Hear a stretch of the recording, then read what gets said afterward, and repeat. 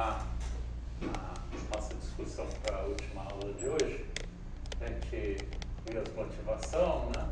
A introdução de temperatura finita, a continuação para campos, e ontem a gente viu o começo aí de por que a gente precisa usar e para que serve o formalismo de tempo real, né? Então hoje a gente vai entrar em mais um pouco de detalhes nesse formalismo de tempo real e onde que a gente aplica eventualmente esses resultados, né? Esse formalismo, né? Então a gente tem várias motivações. Eu falei um pouco na aula passada a respeito das motivações, né?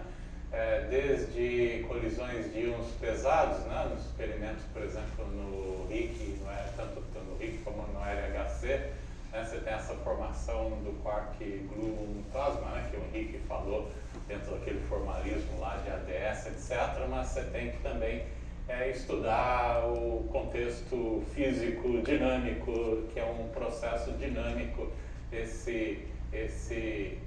o que acontece lá, né? Então a gente usa exatamente uma teoria de campos apropriada para sistemas fora do equilíbrio termodinâmico, envolve fenômenos temporais, né? Em cosmologia a gente tem várias aplicações, né? Desde produção de partículas no universo primordial, transições de fase que são processos intrinsecamente dinâmicos, uma vez que o universo está expandindo, né? Então é um sistema dinâmico para a gente, né? A física associada com inflação e assim por diante tem várias aplicações no contexto de cosmologia. E também na matéria condensada você tem fenômenos de decoerência, computação quântica, que agora está bastante em voga, né? Dinâmica de condensados de boseais, tem o BCS, né? De gases diluídos, que tem também bastante experimentos sendo feitos no laboratório, que envolve toda uma dinâmica associada, que a gente pode utilizar uma teoria de campos, então, apropriada para estudar esses tipos de problemas, né?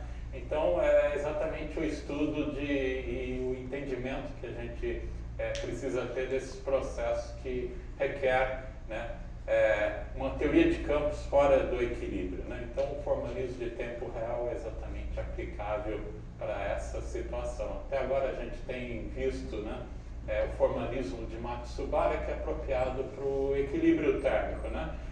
Não tem o tempo explicitamente nas equações, né? A gente tem que passar, se você quer estudar fenômenos dinâmicos, a gente precisa incluir o tempo explicitamente no nosso formalismo, né? Então, o formalismo de tempo real é o apropriado para isso, que a gente não trabalha com o tempo euclidiano, né? É o formalismo de Minkowski, né? Sempre no tempo real, Minkowski, mesmo padrão. Então a gente viu na aula passada, né, que a gente já tem um propagador a temperatura finita, né, apropriado para o formalismo de tempo real, que é nada mais que o propagador de Feynman no vácuo padrão, e a parte de temperatura está aqui, né?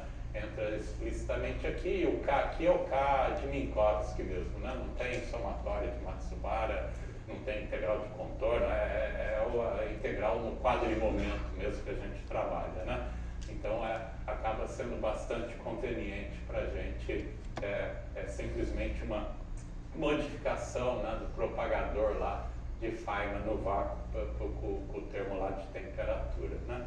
Mas a gente viu que simplesmente usar torto e direito esse formalismo como colocado aqui não funciona direito, tem problemas, né? Um problema, por exemplo, quando você tem produtos de propagadores, né?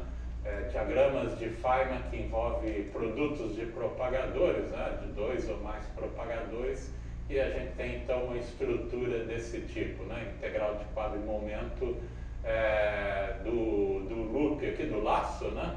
Do laço, então esse objeto aqui acaba aparecendo um produto de deltas de Dirac, né?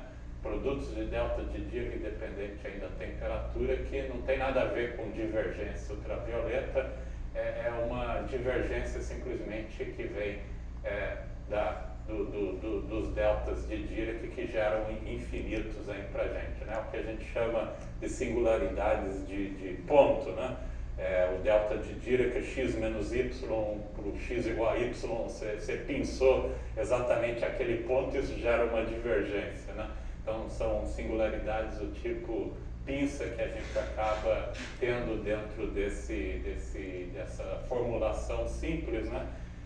Sempre quando a gente tem dois ou mais propagadores, né? Então, como que corrige isso, né? Então, a gente tem que colocar agora qual é exatamente o formalismo de tempo real apropriado, né?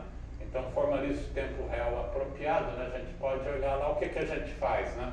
A gente introduziu temperatura, né? A gente fez a rotação de Wick para o tempo imaginário, né?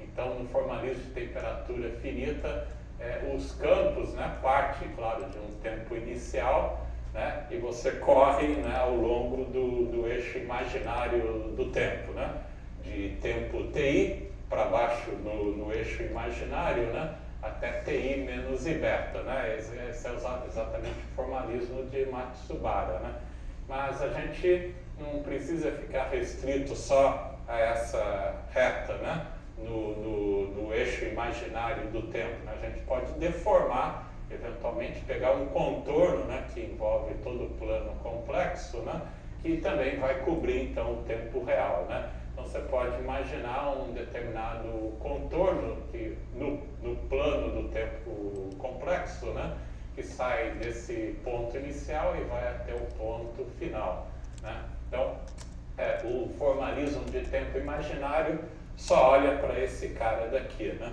Só faz a rotação de Wick e olha só para esse contorno simplesinho, né? Que vai desse ponto inicial até esse ponto final, ao longo da reta, seguindo aí o eixo imaginário, né? Agora, se você quer envolver o tempo, então você tem que deformar, né? Deformar esse contorno, né? O ponto é que não tem... Em princípio não é arbitrário, né? Não é qualquer deformação que você pode usar, né? De sair desse ponto e ir até aqui, né? O formalismo, quando você faz a rotação de Wick, tem uma razão de você rodar para cá, né? E não rodar para o outro lado, né? No sentido positivo, né? Exatamente para manter causalidade, convergência, etc. das funções de Green, a gente é obrigado a fazer rodar para cá e não para cá, né? Caso contrário, vai bagunçar a questão de causalidade, convergência, etc. Né? A gente olhou a convergência lá, né? Das funções de Green, né? Que implica exatamente olhar para um contorno que vai para baixo, né? Então, isso restringe exatamente, isso já dá uma dica de que tipo de contorno que a gente pode utilizar, né, quando a gente vai desse tempo inicial até o tempo final aqui, né, nesse plano complexo do tempo, né, que envolve tanto a parte imaginária quanto a parte real, né. Então a gente pode olhar, a gente quer olhar para esse contorno, né, isso claro muda, então, por exemplo, aqueles nossos funções espaço, né, que não corre só no eixo real, né, mas vai correr agora exatamente ao longo desse determinado contorno C, né. Então, se a gente impõe a convergência, né, que essas funções de Green têm que ser convergentes, isso restringe exatamente o tipo de contorno que a gente tem. Você pode mostrar que a gente tem que estar restrito a contornos que está sempre monotonicamente decrescendo, né? Com a parte imaginária, ou com parte imaginária constante, né? Como é no formalismo de Matsubara, que você só olha para a parte imaginária indo para baixo, né? Não para cima, né? Então a gente precisa de algum contorno que é exatamente sempre decrescente para poder ter a convergência das nossas funções de Green de forma apropriada, né? A gente tem que impor exatamente essa condição, né? Então, aí tem diferentes propostas de contorno, né? Por exemplo, você pode usar qualquer tipo de contorno desde que satisfaça essa propriedade, né? O contorno mais usual é o chamado contorno de Kelch, que usa então exatamente essa parte do tempo inicial, né? Vai correndo aqui pelo eixo real, né? Por parte imaginária constante, né? a gente chega até um tempo final, vai até algum ponto aí ao longo do eixo do parte imaginária, né? E volta de novo para o tempo inicial, por esse outro contorno, e finalmente desce, né, para outra parte final que a gente tem, né? Então o formalismo de Matsubara só olha para esse contorno aqui para baixo, né? No formalismo de tempo real a gente pega alguma deformação desse contorno, desde que satisfaça aquelas propriedades por causa de convergência, quando você impõe convergência das funções de Green, né? Então esse é um dos contornos aí mais utilizados, é exatamente o contorno de Kelch. O sigma aqui é algum parâmetro qualquer, né? Você tem diferentes tipos de contorno, né? Para diferentes valores aí de sigma, um parâmetro qualquer. Então esse é um exemplo que satisfaz aquelas propriedades e que também já envolve também a parte real do tempo, né? A parte real do tempo está aqui envolvida, né?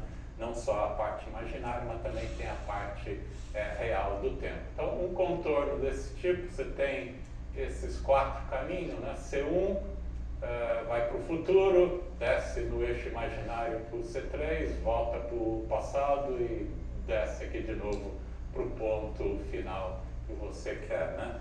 Então, é exatamente a união desses 4 caminhos, né? Então, é o que eu falei, o C1 vai do instante inicial até o instante final, o C3 vai do instante final até esse ponto, né, descendo sobre o eixo imaginário, com sigma algum parâmetro que é entre 0 e beta, e C2 vai do tempo final até esse ponto, né, e finalmente o C4 vai desse ponto até o ponto final que a gente acaba calculando, né? Então, diferentes escolhas aqui desse parâmetro sigma aqui te dá classes equivalentes aí de teorias de campo a temperatura finita, né? Como a gente calcula funções de Green, é claro, a gente está fazendo tanto o TI inicial indo para o menos infinito e o T final indo para o infinito, né? Aí você pode mostrar, né, quando você vai fazer cálculos exatamente em teorias de campo, né, que você joga o tempo inicial no passado distante e o tempo futuro no futuro distante, né, você pode mostrar que esses 2 caminhos aqui, né, o C3 e o C4 acabam não contribuindo para a gente. Quem contribui de fato é só o C1 e C2, né, isso te dá o que a gente chama de contorno de Schwinger, né? O contorno de tempo fechado aí de Schwinger, que a gente vai falar logo em seguida, né? Então, usualmente a gente não precisa se preocupar, né, com o que acontece em C3 e em C4, né? Só em C1 e C2, que é a parte de ir para o futuro e voltar de volta para o passado, né, que é o importante, aí, acaba sendo importante para a gente. Tudo bem? Tá? Então, essa é a formulação, né? Então, o contorno mais simples que a gente tem é exatamente esse, né? Que é o chamado contorno de Schwinger, que vai, tem o contorno que vai do passado para o futuro e o contorno C2 que volta do futuro para o passado, né? Quando você toma o tempo inicial no passado distante e o tempo final no futuro distante, né? É claro que agora a gente tem que distinguir os campos que a gente tem, né? É claro que você vai ter campos vivendo aqui no contorno C1, né, que está propagando para frente, mas você também vai ter campos aqui no contorno C2 que está propagando para trás, né? Então a gente tem que distinguir esses 2 tipos de campos, né, que a gente denomina então por φ mais e φ menos, né? Φ mais está no contorno C1 e o φ menos está no contorno C2, né? Então agora você tem que duplicar o número de graus de liberdade que você tem, né? Em vez de ter só um campo, né? Você é obrigado a ter um outro campo, né? Outra parte do contorno, né?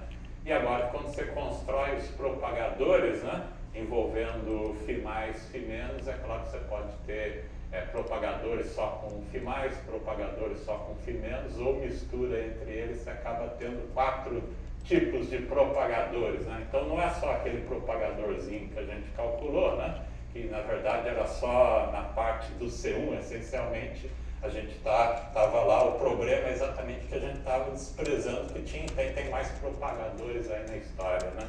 Então acaba a gente tendo duplicar o número de campos que a gente tem, né? E quadruplicar então o número de propagadores, né? Você pode ter um propagador com φ mais, φ mais, φ mais, φ menos, φ menos, φ mais, φ menos, φ menos, né? Então você tem essa complicaçãozinha adicional aí no formalismo de tempo real aí, no caso aqui de Schwinger, né, que a gente está fazendo, né? Então essa é a modificação que a gente tem, né? O propagador anterior que eu tinha escrito, na verdade, era o propagador causal aí de Feynman, que é equivalente a esse mais, né? Que a gente estava perdendo exatamente esses outros caras aqui, né? Então a gente precisa exatamente construir esses outros caras aqui nesse formalismo de tempo real, né? Beleza? Então vamos ver, né, como isso modifica então, né, o nosso funcional gerador, né? Agora não é uma integral funcional só no campo que está no contorno C1, mas também você tem que ter uma integral funcional no outro campo que está no contorno C2, né? Então isso modifica, claro, agora também vai duplicar, né, a tua densidade lagrangiana e a gente precisa colocar uma fonte adicional, né, um para o φ mais e outra fonte para o φ menos, né? J mais, J menos, e mais uma vez, como a gente está fazendo esse cálculo a temperatura finita, continua tudo igual aqui.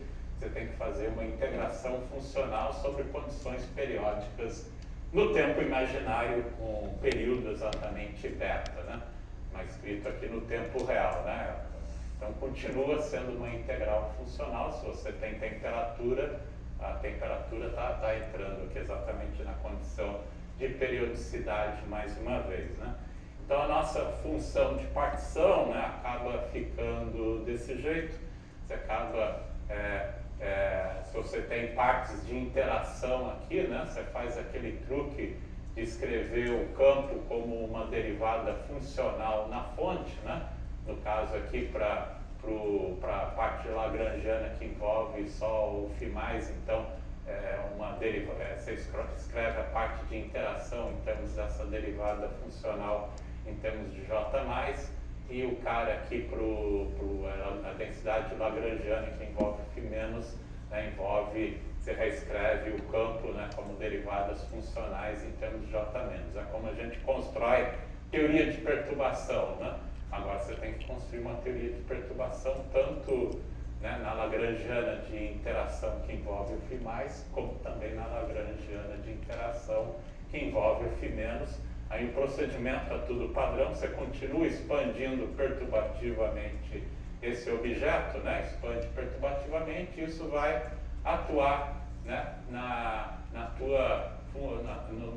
no teu termo aí que envolve só a parte livre, né, da tua lagrangiana, que é esse sanduíche aqui com as fontes, e o propagador, como a gente já tinha antes, mas agora esse propagador é uma matriz, né? Acaba sendo uma matriz para a gente com aqueles 4 elementos, né? O A, B aqui pode ser mais ou menos, então é uma matriz mais, menos mais e menos, né? Uma matriz 2 por 2 que acaba aparecendo, né? Então acaba adquirindo aí uma forma tipo matricial, né? Que envolve os nossos propagadores de Feynman para cada um, os propagadores para cada um, combinação daqueles campos φ mais, φ menos, né? Então essa é a estrutura aí da função de partição, né? O funcional gerador no formalismo de caminho de tempo fechado. Tudo bem? Não vai ter termos cruzados, mais menos? Não tem termos cruzados, né? Porque a tua lagrangiana é do campo que está no contorno C1 e a lagrangiana no contorno do campo que está no contorno C2. Então você não tem uma lagrangiana misturando essas coisas. Porque é o seu sistema físico, o seu sistema, né? Ou está em C1 e C2, não pode estar simultaneamente nas duas partes, de certa forma. Então, sempre vai dividir dessa forma, né? A tua ação, né? A sua ação é uma ação para o campo Φ+, uma ação para o campo Φ-. Eu sou duplicado, não é que eu Φ mais Φ-. Não. É um campo aqui e outro campo lá. Tá? Só que você não fez o Φ igual a Φ+, Φ-. Essa é outra história. Aí a gente vai ver uma coisa similar, mas não é a mesma coisa, né? Ou está a lagrangiana no contorno C1 e a lagrangiana no contorno C2, uma mistura. Tá? Tudo bem? Então, continuando aqui, né? A gente tem essa estrutura de 4 propagadores, né? Mais, menos, mais, menos, mais, né? Se a gente toma aí, a gente pode escrever exatamente dessa forma, né? Então, o mais é o propagador de Feynman padrãozão, tá? Continua igual. O menos é o que está todo ele no contorno C2 e os termos, os propagadores misturados, né? Que está aqui pra gente, né? Que eu escrevi dessa forma. Então, esses caras aqui, na verdade, a gente já sabe todos eles, né? Tendo o propagador mais, na verdade, a gente tem todo mundo aqui, né? Porque o propagador menos só trocou a direção do tempo, né? Então, é só trocar a direção do tempo. E os outros caras aqui misturados, na verdade, são objetos que a gente já calculou.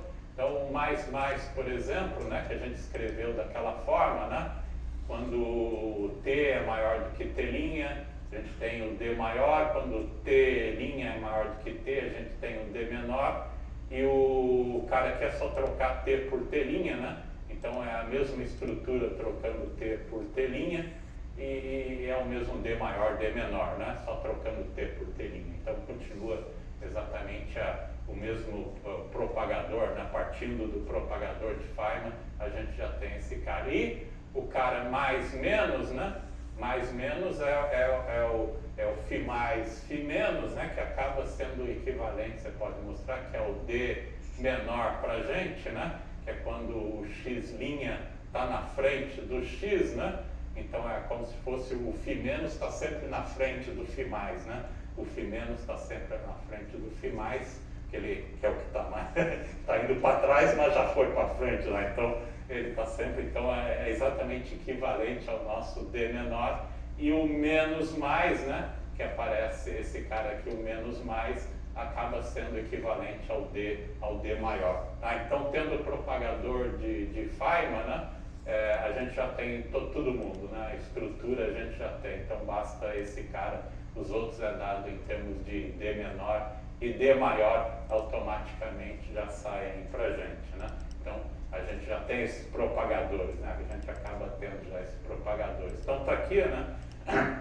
Você pode calcular, passar para a representação de momento, energia, né? Toma a transformada de Fourier desses caras, né? Então, tomando a transformada de Fourier, tanto no tempo e no espaço, né? Então, a gente tem o propagador que a gente já estava utilizando, que é o delta mais, está aqui, né? E os outros caras acabam escritos dessa forma, né? O D menos é exatamente o complexo conjugado do propagador de Feynman causal, e os misturados está aqui, né? Só envolve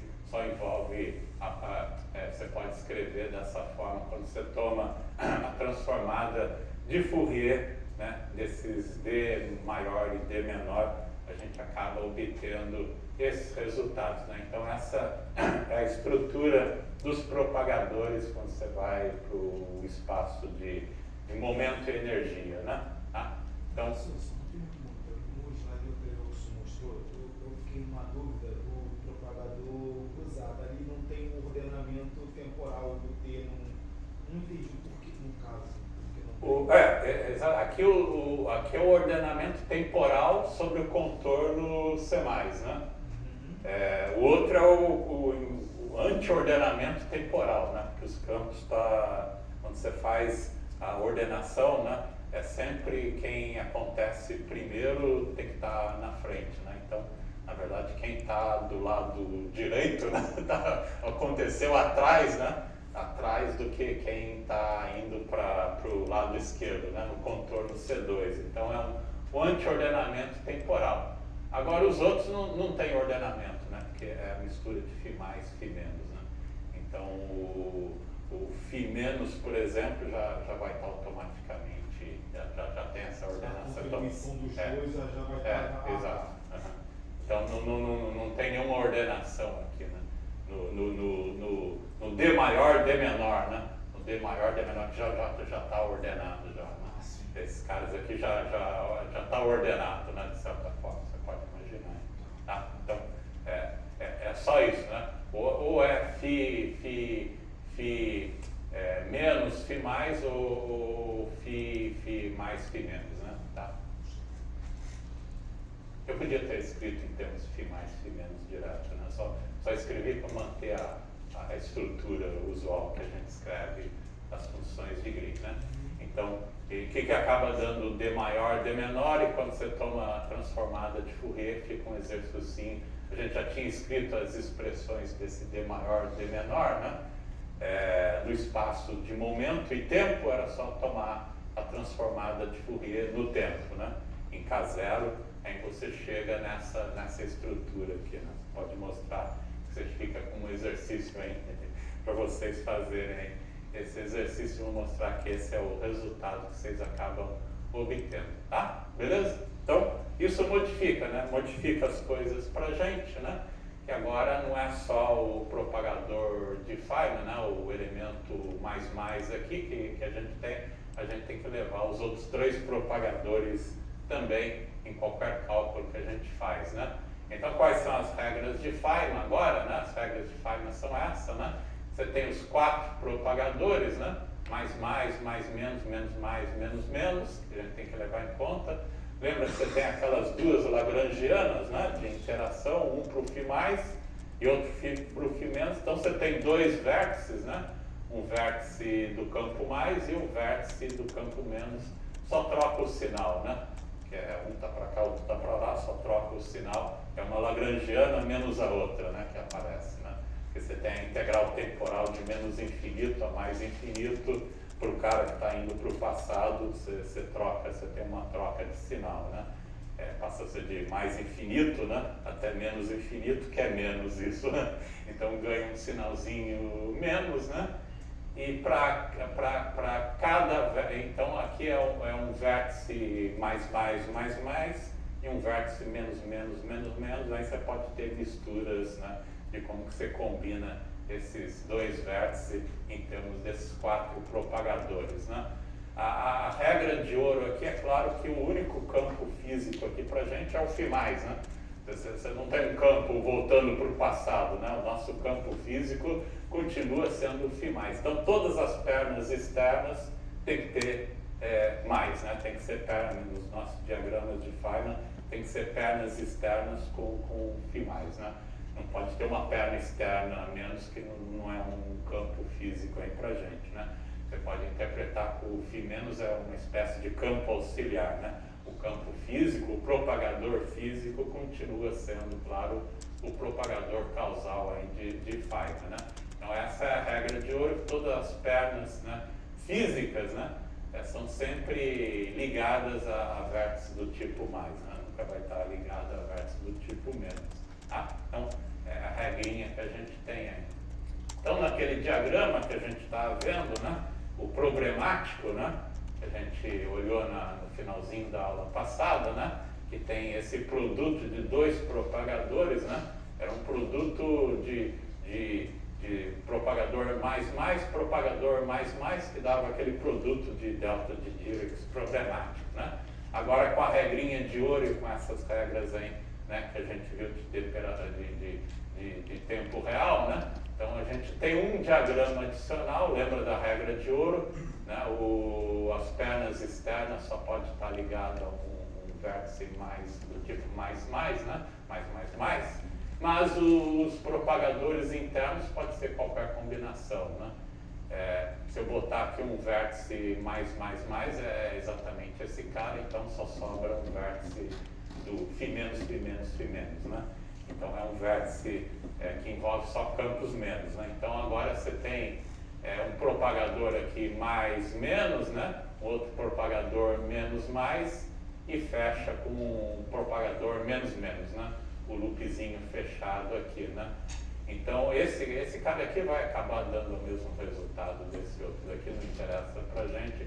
Vamos focar no cara aqui de baixo, que é o problemático, né? Então o cara aqui e tem uma diferença de sinal, né? Esse vértice aqui tem um sinal e outro vértice aqui tem um sinal contrário, né? É um vértice com sinais contrários. Então é um diagrama menos o outro que a gente tem, né? Acaba tendo um diagrama menos o outro. Então tem um menos, né? Tem um menos aqui por causa desse vértice, tem um sinal contrário desse daqui. E o cara aqui de baixo, então, o problemático, né? É o que a gente calculou, era o propagador mais. Agora você tem que subtrair desse cara, que é um propagador mais, menos, mais, né? Então, a gente pode meter agora aquela relações que a gente obteve aqui, né? Cada um desses propagadores, né? E ver qual é a modificação. Então você acaba subtraindo, né? Você vai acabar subtraindo aqui um termo daquele cara problemático, né? Que é o propagador mais, menos, vezes o propagador menos, mais. Quando você brincar aqui com essa expressão, você vai ver que o cara problemático, né? Que é o quadrado aqui desse cara daqui, acaba cancelando com uma outra combinação lá embaixo. Você pode escrever isso daqui tudo, então, dessa forma no final do dia, né? Você continua, claro, um resultado de vácuo padrão e a parte de temperatura acaba ficando reescrita desse jeito, né? Então, isso te dá, né, elimina aquele cara problemático, né? Então, com essa prescrição, né, você elimina exatamente aquelas singularidades do tipo pinça, né? Você precisa desses vértices e propagadores adicionais, né, para ficar consistente, né? Aí você pode mostrar que isso a gente está fazendo aqui para um diagraminha simples, mas isso você tem provas que mostram que continua sendo válido para para diagramas de ordem superior, né? Se você olha para outras diagramas mais complicados, esse cancelamento continua acontecendo, né? Que elimina exatamente essas singularidades de pinça em qualquer ordem em teoria de perturbação, tá? Então essa é a solução que a gente tem para o nosso problema aí. A gente tem que formular o formalismo de tempo real, né, nessa forma correta, né? Não basta só um propagador de Feynman, na verdade você tem 4 propagadores com 2 campos, né? Sobre cada um desses contornos que a gente tem no plano complexo do tempo. Então, esse é o formalismo de Schwinger, né, de tempo fechado, né? Então, quais são os usos, né? É claro que a gente pode usar agora para sistemas que não estão exatamente em equilíbrio térmico, né? Em equilíbrio térmico, a gente podia usar diretamente o formalismo de Matsubara. Então, é utilizado para sistemas fora do equilíbrio térmico. Quando a gente está interessado em distribuições de probabilidade, né, de um observável, até em mecânica quântica, você pode escrever essa formulação também no contexto da mecânica quântica estatística, né? Então a gente é utilizado também nesse contexto. Claro, a gente também pode usar também para problemas de equilíbrio, né? Às vezes você tem um diagrama de Feynman muito complicadão, você tem uma somatória de Matsubara. Você pode usar aquele truque do contorno, às vezes esse cálculo é complicado. Aqui no formalismo de tempo real não tem nenhuma somatória de Matsubara, né? Então você pode simplesmente também utilizar, mesmo para problemas no equilíbrio, né? Você também pode utilizar esse formalismo de tempo real, né? Então tem várias aplicações, como também falei no começo, que você pode aplicar em diferentes sistemas onde você tem o tempo explicitamente, né? E por que o contorno de tempo fechado? Né? A gente também pode ver isso um pouquinho mais detalhadamente. Né? A construção padrão que a gente tem lá na teoria de campos no vácuo, né? Ou a teoria de campos em equilíbrio, né? Envolve exatamente quando você calcula, por exemplo, funções de espalhamento, né? Uma seção de choque qualquer, né? Então, lá na formulação padrão de teoria de campos, a gente tem a questão que você pode ligar, né, as interações em algum ponto no passado, né, e desliga ela no futuro. Né? Tem quando você vai construir o funcional gerador, né, você exatamente adiciona fontes, né? Algum ponto no passado, você liga a interação, no ponto qualquer no futuro você desliga a tua fonte, né? Aí você calcula as funções de espalhamento, etc., por meio lá do funcional gerador e assim por diante. Esse é o que a gente chama de formalismo in-out, né? Você liga interações no passado distante e desliga elas no futuro distante e sai calculando. Isso tudo bem quando está em equilíbrio, né? Mas essa questão de você, né, sempre aperto aqui errado, quando você começa, né, no estado fundamental em equilíbrio, né, no passado distante, você vai chegar no futuro distante no mesmo estado, né? Se está no equilíbrio, vai continuar sendo a mesma coisa, né? Agora, quando você está fora do equilíbrio, já não é mais isso, né? Quando você está fora do equilíbrio, se você liga as suas interações e desliga, né? Se o sistema está fora do equilíbrio, ele não vai chegar no mesmo estado no futuro, né? Vai ser algum outro estado qualquer imprevisível, né? Então, esse formalismo padrão da teoria de campos de in-out, né, de olhar só interações desligadas, você está no estado fundamental, liga as suas interações, vai para o futuro distante, desliga as interações, você está de novo no estado fundamental do teu sistema, fora do equilíbrio, isso não é válido, né? O seu estado fundamental só está no estado inicial, né? No instante inicial, é só esse que você consegue confiar, né? O que vai acontecer no futuro é imprevisível, né? Quando você liga e desliga essas interações para um sistema fora do equilíbrio, né? Então é exatamente essa situação que a gente tem, né? No formalismo de tempo real, né? Na verdade, você sai desse instante de tempo inicial, vai para o futuro e volta para o instante de tempo inicial. Você só precisa saber o teu estado inicial, né? Enquanto no formalismo in-out, você precisa saber o estado inicial e o final, que a gente não tem uma situação fora do equilíbrio, né? Então, é exatamente a situação que se aplica, né? E por que a gente precisa desse formalismo de tempo fechado, então, né? Porque a gente só tem acesso ao estado inicial, né? E é o que a gente precisa, né? Tudo que a gente precisa que vai acontecer, o estado final não interessa para a gente, né? Para a construção desse formalismo, né? Então a gente pode ver aqui também, né?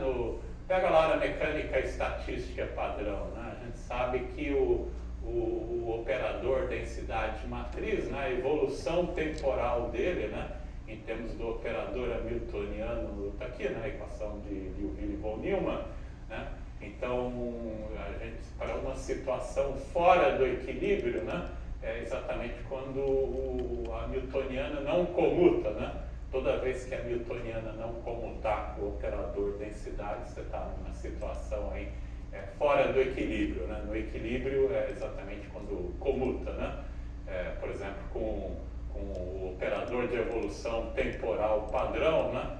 É exatamente a situação de equilíbrio para a gente, né? Uma situação fora do equilíbrio, a gente tem que resolver explicitamente essa equação de movimento por operador densidade, cuja solução formal está aqui, né? Em termos de algum operador de evolução temporal geral, né? Que sai dessa hamiltoniana independente do tempo, né? Quando não comuta aí.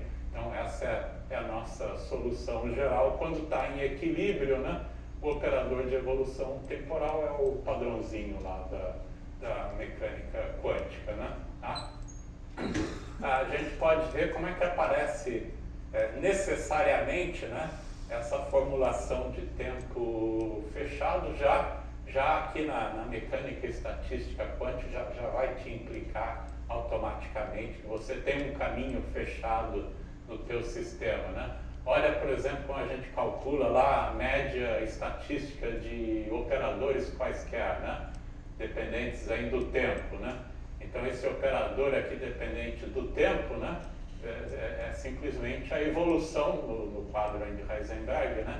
A evolução temporal, né? Por meio de operadores de evolução temporal desse operador aí no instante de tempo inicial qualquer, e claro, você sanduíche aqui com a matriz de densidade no instante de tempo inicial, né?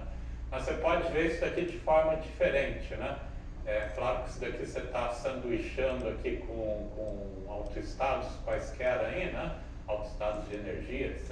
O que você construir para a tua base completa aí, de autoestados aí do teu sistema, né? Com a base ortonormal completa. Então você tem esse operador de evolução temporal, né? Agindo no teu estado inicial, seja ele qual for que você está calculando aqui essa média, né? E você evolui do instante inicial até um instante de tempo t, né? A receitinha é exatamente essa, né? Você evolui o seu estado inicial do instante inicial até o instante final t, insere o teu operador e evolui de volta no tempo, né? Você pode interpretar que você está evoluindo daquele instante de tempo t de volta, né? Para o instante de tempo inicial, que é exatamente o operador inverso que acaba fazendo, né? Então, já automaticamente já tem um caminho aí, né?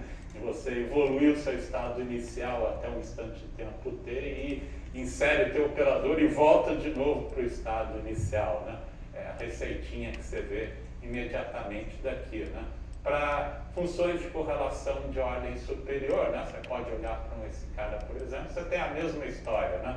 Você pode reescrever de forma conveniente aí, né? Usando os operadores de evolução temporal, né? Evolui esse cara aqui tomando T1 maior do que T2, por exemplo, né? Então, usa operadores de evolução temporal para escrever esse cara daqui, operadores de evolução temporal para escrever esse cara daqui. Você pode colocar nessa forma geral, você tem a mesma história, né? Isso aqui está atuando, por exemplo, num estado inicial qualquer, você sai do instante inicial, evolui até esse instante intermediário T2, né? Insere o operador em questão, né?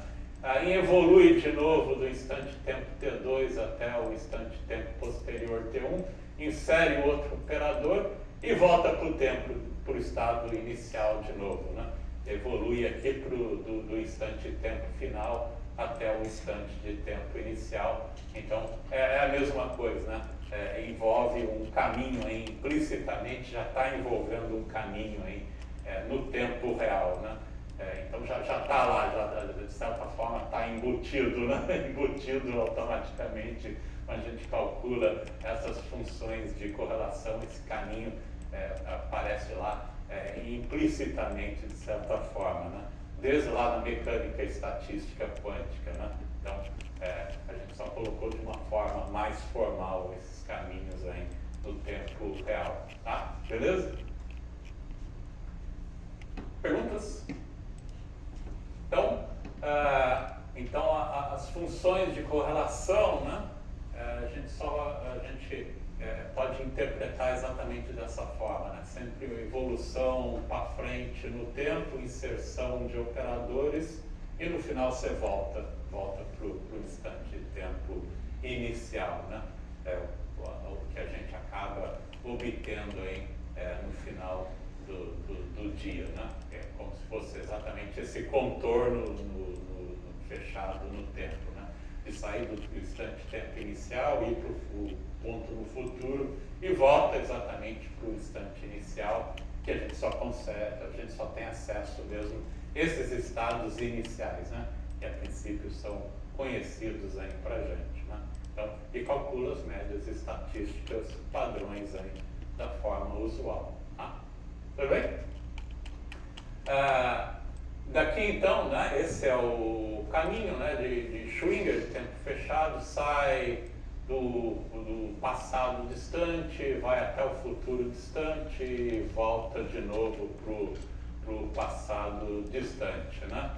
A gente pode discretizar, né, quando a gente constrói lá o funcional gerador, né, que a gente estava olhando só para esse cara aqui, de forma padrão, a gente discretiza o tempo, etc., né?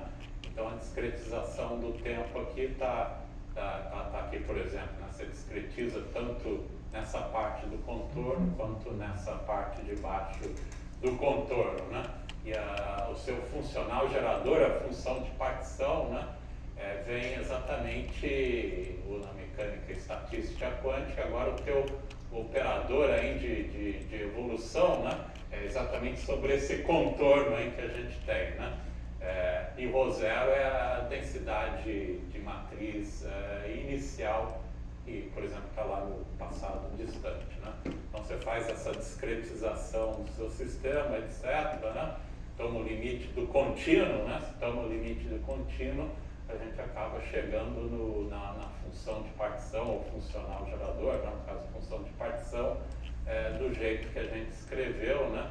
Onde a ação aqui envolve exatamente essa integral, tem que ser feita aí sobre aquele contorno, né? Vai aparecer campos sobre aquele contorno, tanto indo para frente no tempo, quanto voltando também no tempo, né?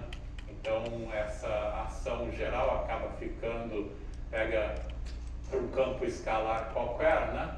É a forma padrão, já integrei por partes aqui é aquele operador diferencial, né?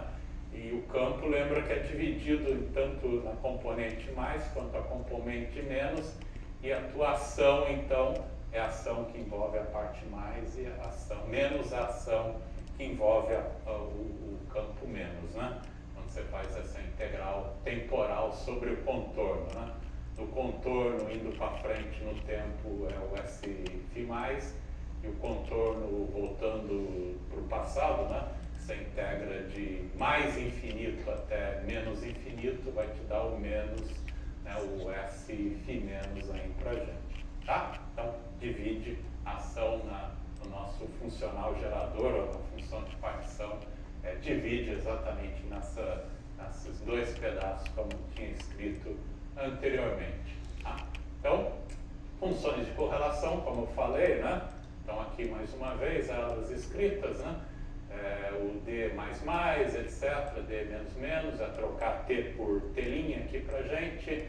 O D mais menos, né? É exatamente Φ menos, Φ+, né? O Φ menos está sempre na frente do Φ+, e o D menos mais é trocar T por T', né? Você acaba escrevendo desse jeito, né? Trocando por T'. Aqui já está o ordenamento temporal que você falou, né? O Φ menos está sempre na frente, né? do Φ+, né? Então, e esse cara aqui é o D menor para a gente, então, e esse acaba sendo o D maior aqui, como a gente tinha escrito. Você pode escrever explicitamente em termos de Φ menos Φ+, dessa forma, né? Fica já mais direto aí para a gente, né? Escrevendo os propagadores, né? E aqui é o ordenamento temporal para frente, esse ordenamento temporal para trás, né?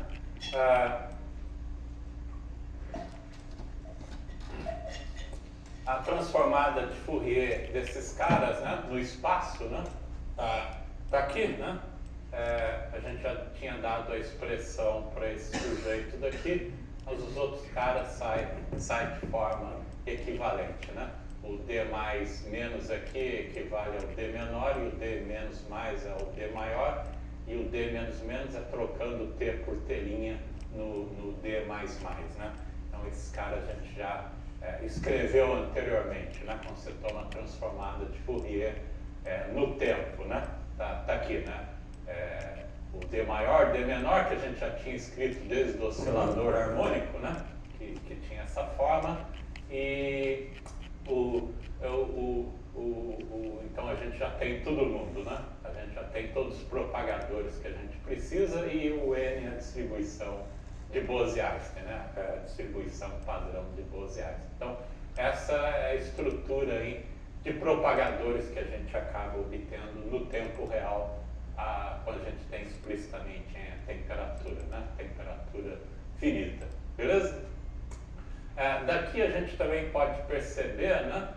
Desses 4 caras aqui, na verdade eles não são todos eles independentes, né?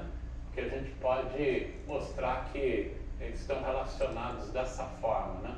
Por exemplo, D++ com D menos é exatamente o D mais menos, D menos mais, né? Por causa dos delta, as funções espaço, né? Um mais o outro aqui vai dar o D maior, um mais o outro dá o D menor, então eles não são todos independentes, né? Não são função, então tem uma relação entre eles, né? Então é supérfluo, né? Esses 4 propagadores é supérfluo, né? Você pode imaginar uma rotação no espaço de campos, onde você só fica com os propagadores independentes, né? Então essa é a rotação de Kelch, né? De você fazer uma rotação no seu espaço de campos, de tal forma a eliminar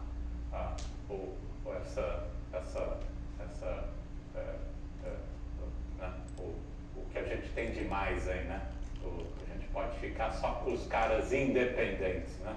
O supérfluo a gente pode eliminar por uma rotação no espaço de campos, né? Então uma rotação apropriada é exatamente essa, definir um φc, que é meio de φ mais φ menos, e um φ delta, que é φ mais φ menos, né? Que a gente chama de rotação de Kelch. Então, com isso, a gente acaba ficando só com 3 propagadores no final do dia, né?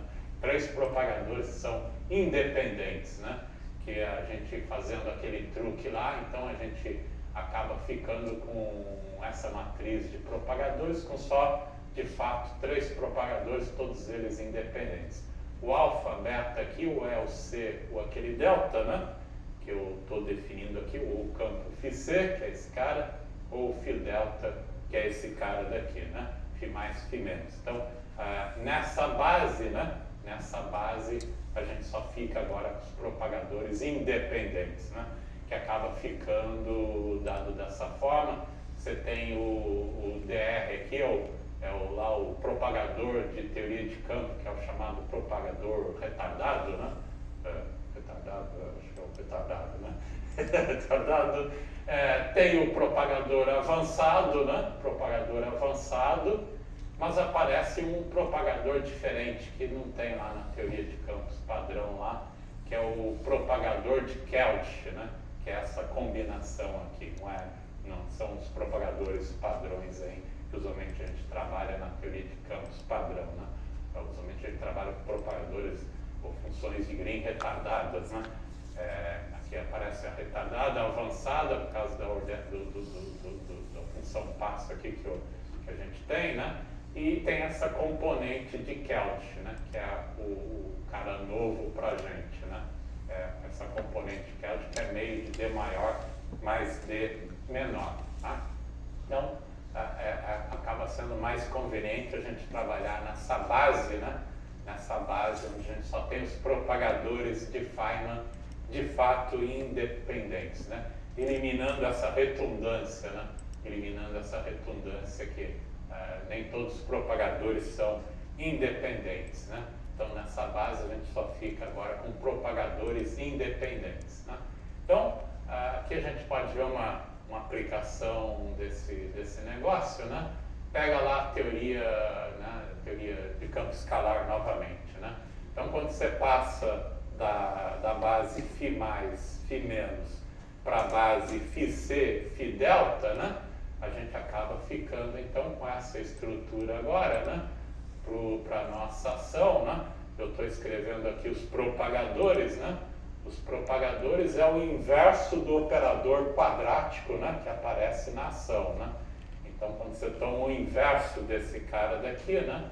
A tua ação pode ser escrita dessa forma, né? Quando você toma o inverso daquela matriz de propagadores, agora a gente acaba ficando com essa estrutura, né?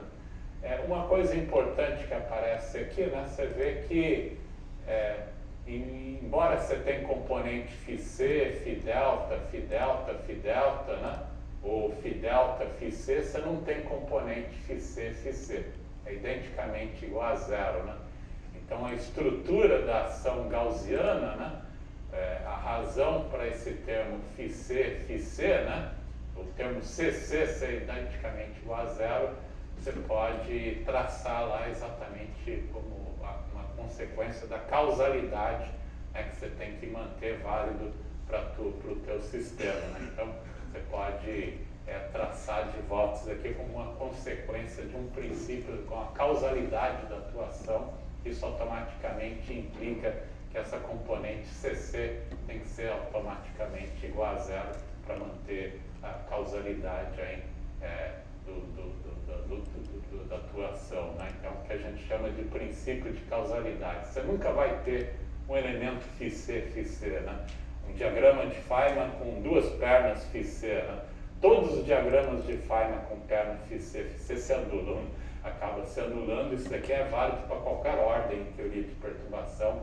Você observa isso como uma consequência desse princípio de causalidade. Tá? Então, essa é uma coisa interessante que aparece aqui quando a gente escreve nessa estrutura, né? Nessa base, né? Na base de Kelch. Né? Isso já fica manifesto a causalidade do teu sistema.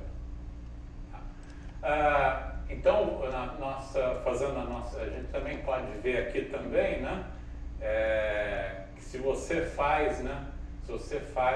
Como não tem o φC, né? Fazendo φδ igual a zero vai te dar a ação identicamente igual a zero, né? Então, na tua ação, se você faz o φδ igual a zero, a tua ação é identicamente igual a zero, né? Fazendo φδ igual a zero é a mesma coisa que fazer φ mais sendo igual a φ menos, né? Lembra que o φδ é o φ mais menos φ menos, né? E como é uma ação menos a outra, né? A ação é identicamente igual a zero, né? Então, quando você faz φδ igual a zero, automaticamente a nossa ação é igual a zero, né? Se você olha, isso continua válido quando você introduz interações, né? Lá no caminho fechado de Schwinger, né? A nossa ação divide numa ação mais, menos uma ação menos, né? Quando você substitui o φ mais, φ menos aqui por φc e φδ, né? A gente acaba ficando com essa estrutura para ação de interação em termos de φc e φδ. Agora mistura, né? Mas não é φ mais, φ menos misturado, mas é φc, φδ misturado, que é por causa dessa rotação que a gente fez, né? No espaço de campos, né? Mistura, mas continua sendo válido, né? Se você faz o φδ igual a zero, a ação continua sendo igual a zero, né? Então isso é válido, hein? Mesmo quando você tem interações introduzidas, né? Fazer o φδ igual a zero te dá exatamente a ação igual a zero para a gente, né? Você pode calcular também a equação de movimento, né? A equação de movimento você pode calcular ela tanto derivando a ação com relação a φc, né? Ou derivando a ação com relação a φδ, né? Para te dar a equação de movimento. Então, se você deriva em relação a φc, né? Isso daqui vai ser sempre resolvido para φδ igual a zero, né? Você pode verificar explicitamente daqui, né? Derivando em relação a φc, vai sempre ficar proporcional a φδ, né? Então, quando você toma φδ igual a zero, então também é uma solução, né, do teu sistema, é sempre resolvido, né? Vai ser sempre resolvido para o φδ igual a zero, né? Então, e a condição φδ igual a zero, né? A gente tem um outro ponto de extremo da atuação, né? Que é derivando a ação em relação a φδ, né? Você pode derivar a ação em relação a φδ e mais uma vez tomar φδ igual a zero, né? Então, de onde que vem a equação de movimento padrão? Isso daqui te resulta a equação de movimento padrão, né? Nesse formalismo na base de Kelch, né? Se você quer a equação de movimento do seu sistema, é a derivada, né, da ação não em relação a φc, mas em relação a φδ, e tomando φδ igual a zero, Isso vai te dar a tua equação de movimento padrão do teu sistema, né? Na teoria, sem olhar correções quânticas, né? Só para ação clássica padrão, né? Esse cara daqui é um operador retardado qualquer, é o operador padrão que a gente tem, né? Escrito só em termos de φc, né? O operador diferencial aqui atuando no φc, isso te dá a equação de movimento padrão que você obtém, clássica, né? A equação de movimento clássica padrão para o campo, né? Então, o φc aqui a gente acaba associando com o campo clássico, né? O campo clássico aí, né? Que te dá exatamente a ação clássica, está escrito em termos dele, né? O φδ é um campo auxiliar nessa história, né?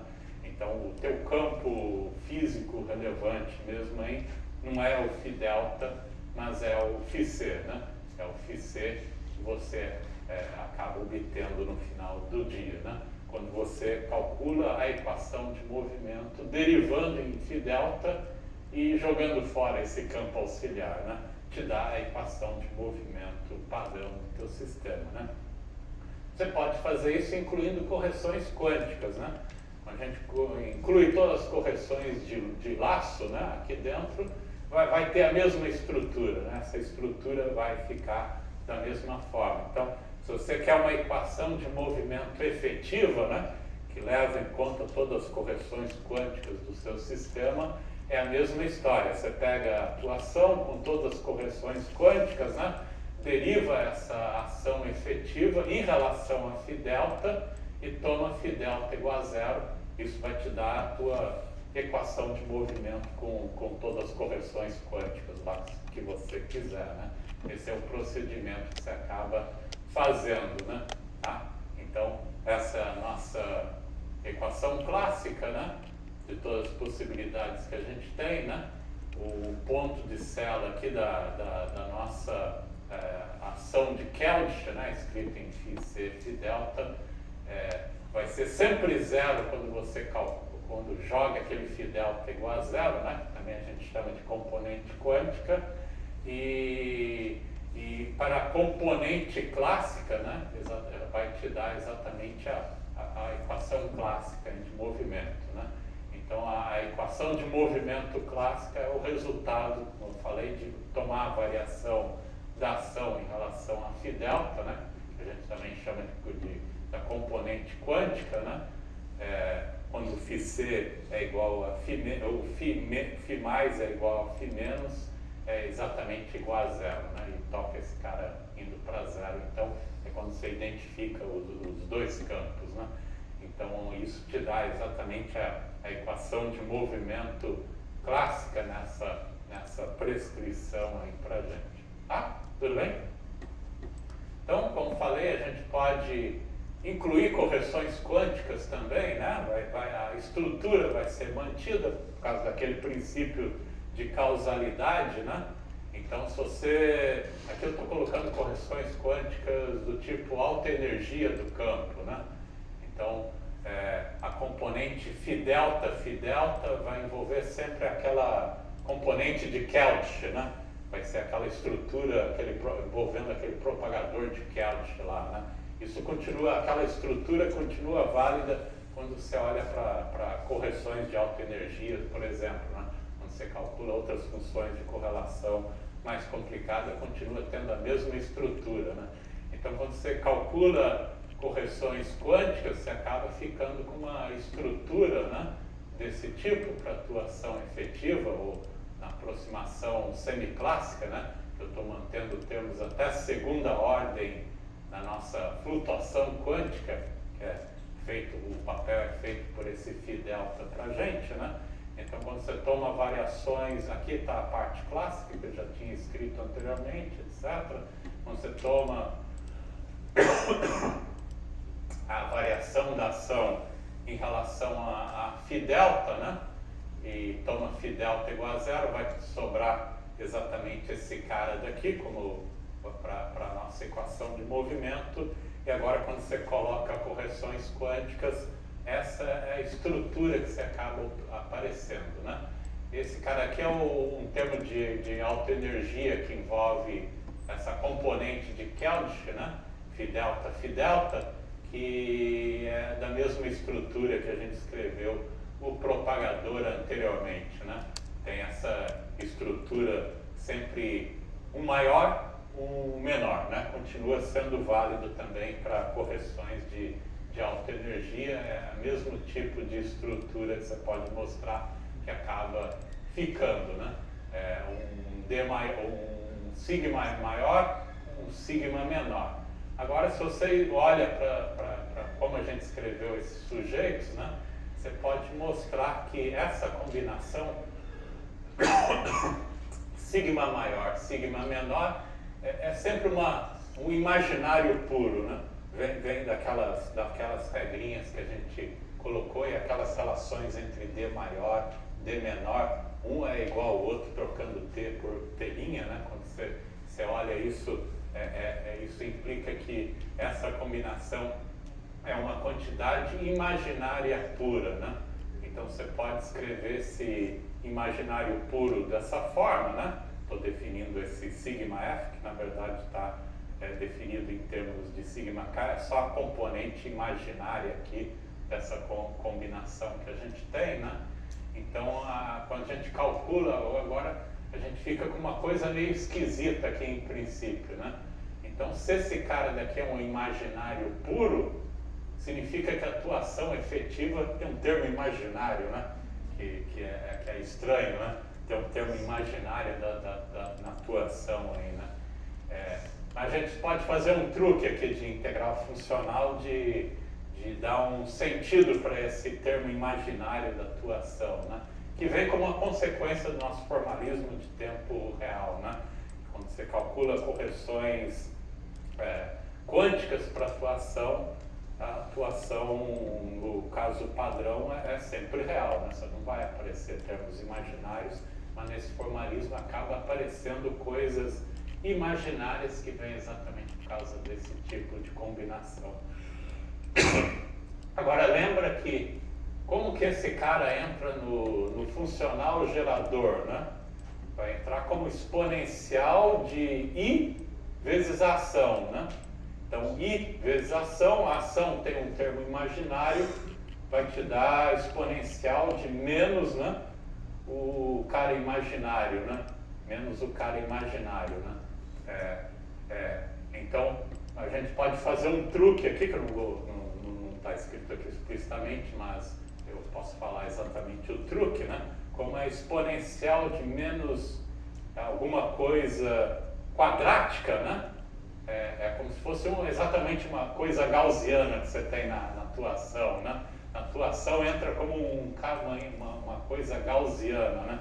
Você pode reescrever então esse termo imaginário na atuação, né? Introduzindo um outro campo, né? Que eu vou chamar aqui de Ki, esse cara aqui, e esse Ki tem uma distribuição de probabilidade, né? Que é exatamente o inverso desse cara daqui, né? Com uma função de correlação que vai ter exatamente esse sujeito acoplado com Φ-delta, né? Ou seja, eu posso introduzir uma integral funcional, mais uma vez, gaussiana, né? Nesse campo auxiliar aqui, como a gente fez lá com o campus de Ghost, para escrever aquele determinante, alguma coisa meio similar, e agora a gente tem uma distribuição de probabilidade quando a gente integra funcionalmente sobre esse campo que a gente recobra exatamente esse termo, né?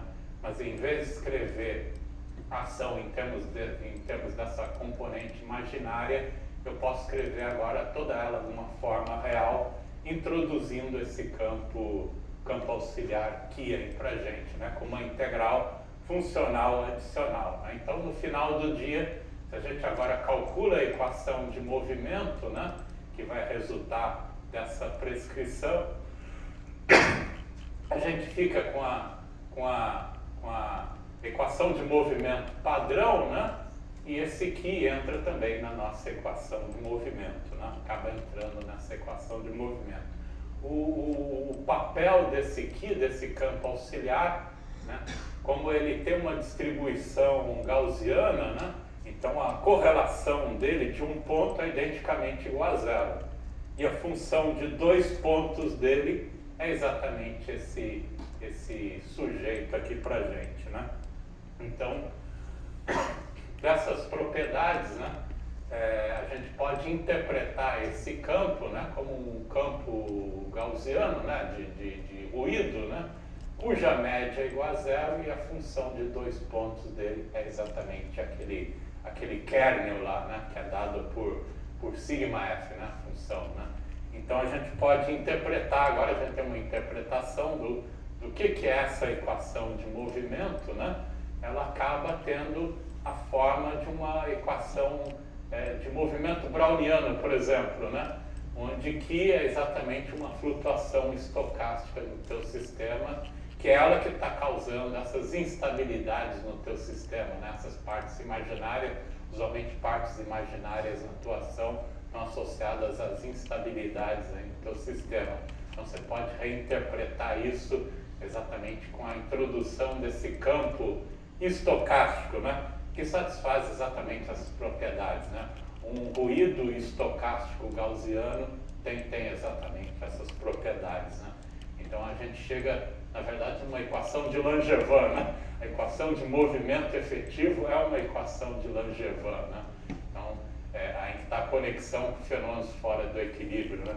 É como equivalente lá à equação do movimento browniano, né? Você tem o teu sistema interagindo com o meio, né? À medida que toda partícula que é o teu sistema vai batendo com as outras partículas do meio, vai gerando essas trajetórias estocásticas aleatórias, né? Então aqui a gente tem a mesma coisa, né? Inclusive essa prescrição, né? Você também tem em mecânica e estatística quântica, né? Nessa formulação de tempo real, né? Te dá o que a gente chama de ação de Feynman-Vernon, né? Então a ação de Feynman-Vernon tem quando você integra, né? O teu oscilador harmônico está acoplado com um conjunto infinito de outros osciladores, né, que faz o papel do teu meio, né? Então, quando você olha só para a ação, né, do teu oscilador, né, integra sobre os outros infinitos osciladores do meio, isso gera termos imaginários na sua ação do teu osciladorzinho lá que você está associando com o sistema. Essa é a ação de Feynman-Vernon, vai te dar também uma equação de movimento, né, para o teu oscilador harmônico, que tem exatamente essa estrutura, né? Vai aparecer um termo estocástico, né? Agora lembra da equação de Langevin, você tem um teorema de flutuação e dissipação, né? A toda flutuação do teu sistema tem uma dissipação associada, né? Então onde que está a dissipação aqui, né? A gente tem que abrir um pouco mais esse objeto daqui, né? Aí aparece exatamente quando a gente abre um pouquinho mais esse objeto daqui, né? Se você coloca explicitamente, por exemplo, a teoria lambda φ4, né? Você tem o teu ruído estocástico e tem um outro termo lá dentro que você pode escrever dessa forma, né? Onde esse D aqui funciona como o kernel dissipativo, que você está relacionado com as suas funções de correlação retardada exatamente por essa expressão. Então, dentro desse operador aqui retardado, né, inclui também correções de alta energia da forma retardada padrão, né, e uma delas você pode fazer essa associação explícita, né? Isso é um dos trabalhos que eu fiz muito tempo atrás com o Marcelo Gleisi, que a gente faz essa demonstração, que está associado exatamente com o termo dissipativo, né? Então tem o kernel estocástico, né, que é dado pela função de correlação de 2 pontos desse termo estocástico, e o kernel dissipativo, que eu estou associando com esse D aqui, que está associado com correções retardadas de alta energia do teu sistema. Você tem uma relação entre esse cara daqui, né, e esse cara que exatamente faz o papel da relação de flutuação e dissipação do teu sistema, né?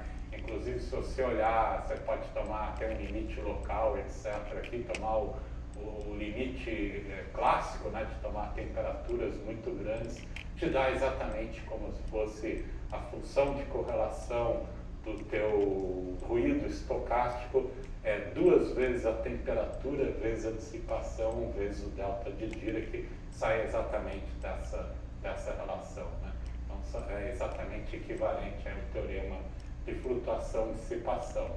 Tá? Então, isso é uma maneira, né, de você estudar fenômenos fora do equilíbrio, né?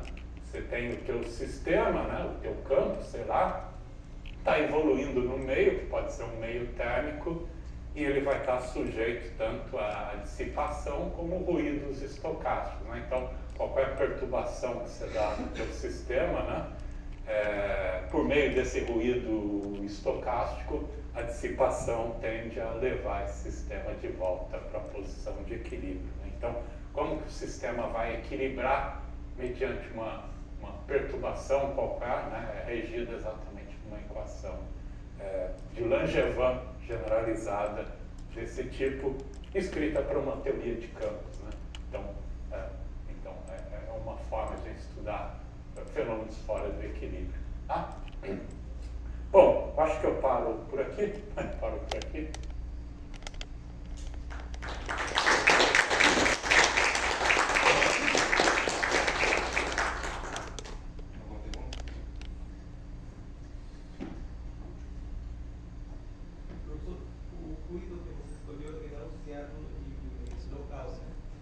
Não necessariamente local, né? Ele pode, em geral, é não local, né? E não marcoviano, né? Em geral, você pode tomar limites apropriados que ele fica marcoviano. Então, ele não fica de memória. Tem memória. Em geral, tem memória, mas, de novo, você tem aproximações, dependendo da situação que você tem. Se o campo está evoluindo suficientemente devagar, etc., próximo do equilíbrio térmico, né, você pode tomar aproximações, ele fica como um ruído gaussiano, marcoviano, branco, né, como em física física estatística, né. E a partir desse formalismo você pode recuperar aquela equação de sistema quântico aberto? Sim. Aí é um pouquinho diferente. Você olha para a evolução da densidade matriz, né? Aí você está olhando para a equação de movimento da densidade matriz. Sim, acaba sendo equivalente. Ou você pode escrever a equação de Fokker-Planck, daqui da equação de Langevin, aí você escolhe como você vai tratar.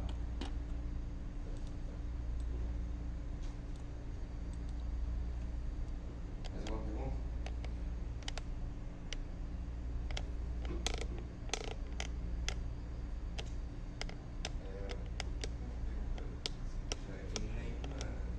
Nenhum caso aquele signo do contorno vai importar, tem alguma suspeita? Você usar alguma premissa para provar que Eles te dão classes diferentes, né? Mas no final ele vai embora, né? Acaba, quando você calcular todas as correções, acaba sendo independente. Senão você obteria resultados diferentes, que não pode acontecer com diferentes escolhas, né?